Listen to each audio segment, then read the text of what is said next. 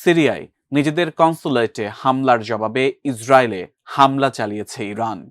এ হামলায় শত শত ড্রোন ও ক্ষেপণাস্ত্র ব্যবহার করে তেহরান।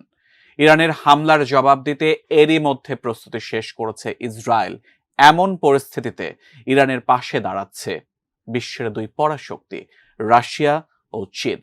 এতে আতঙ্কিত নেতানিয়াহু প্রশাসন। আরো বিস্তারিত জানাচ্ছেন শেখ ফরিদ। ইরানের কনসুলেটে ইসরায়েলে হামলা এবং ইরানের পাল্টা হামলা, এরপর ইসরায়েলের বদলা নেওয়ার হুমকি। এই ঘটনার প্রবাহে উত্তপ্ত হয়ে আছে মধ্যপ্রাচ্য। ওই অঞ্চলের দেশগুলো বেশিরভাগ ইরানের পক্ষ নিলেও পশ্চিমা দেশগুলো অনেকেই আবার ইসরায়েলের পক্ষে। এমন অবস্থায় পর্দার আড়ালে ইরানের শক্তি হিসেবে দাঁড়িয়েছে আরও দুই বৈশ্বিক পরাশক্তি রাশিয়া ও চীন।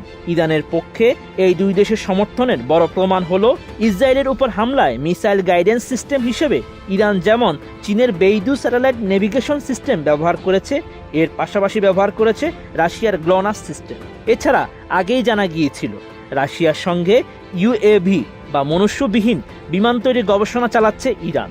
এই ধরনের কিছু ইউএভি ব্যবহার করেছে ইসরায়েলে হামলার সময়ে।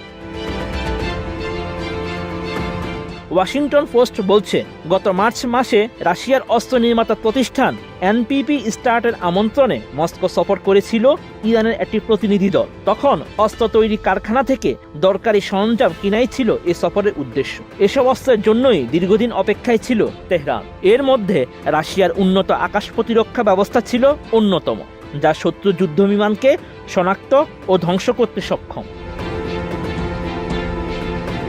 ওই অস্ত্র কারখানায় মোবাইল লঞ্চার, বিমান বিধ্বংসী অস্ত্র ছাড়াও উন্নত S-400 আকাশ প্রতিরক্ষা ব্যবস্থা তৈরি করে রাশিয়া। রাডার ফাঁকি দিতে সক্ষম মার্কিন ও ইসরায়েলি যুদ্ধবিমান শনাক্ত ও তা ধ্বংস করার উপযোগী রুশ এই আকাশ প্রতিরক্ষা ব্যবস্থা। এমনটাই মূল্যায়ন করেছেন সামরিক বিশেষজ্ঞরা। ইউক্রেন যুদ্ধে মস্কোকে সহায়তা করার জন্য ইরান 2022 সালে হাজারো ড্রোন ও ক্ষেপণাস্ত্র পাঠিয়ে রাশিয়ার সঙ্গে তার সম্পর্কে নতুন অধ্যায় খুলেছে। তাদের মধ্যে সম্পর্কে এই গভীরতা মস্কো ও তেহরানের মধ্যে চুক্তি শক্ত করতে সহায়তা করেছে। মার্কিন, ইউরোপীয় ও মধ্যপ্রাচ্যের গোয়েন্দা কর্মকর্তারা বলছেন, রাশিয়া তার মিত্রকে উন্নত যুদ্ধবিমান ও আকাশ প্রতিরক্ষা ব্যবস্থা দিয়ে সাহায্য করার প্রতিশ্রুতি দিয়েছে। এতে ইসরায়েল বা যুক্তরাষ্ট্রের সম্ভাব্য যে কোনো বিমান হামলায় প্রতিরক্ষা মজবুত করতে পারবে তেহরান। বিশেষজ্ঞরা বলছেন, মস্কোর পক্ষ থেকে কতগুলো আকাশ প্রতিরক্ষা ব্যবস্থা ইরানকে দেওয়া হয়েছে কিন্তু তা জানা যায়নি। তবে রাশিয়ার প্রযুক্তি ইরানকে আরও শক্তিশালী ইসরায়েলি প্রতিপক্ষ তৈরি করতে পারে। এই অস্ত্র চুক্তি দুই দেশের জন্যই এখন সুফল বয়ে আনছে। শেখ ফরিদ, ATN।